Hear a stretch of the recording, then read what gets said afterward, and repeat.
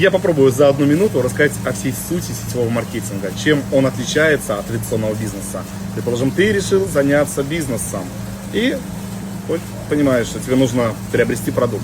Но давай сначала посмотрим, где его производят. Это завод.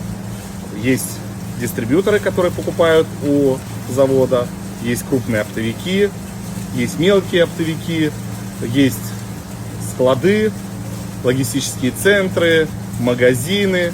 И только после магазина конечный клиент приобретает продукт. И на каждом этом этапе идет своего рода наценка. В среднем это от 10 до 100%. И кто же за это все платит? Конечно же, конечный потребитель, то есть клиент. В сетевом маркетинге тоже также есть завод. И он собственность компании. И есть дистрибьютор, который приобретает по цене завода и продает клиенту. И нет никаких наценок.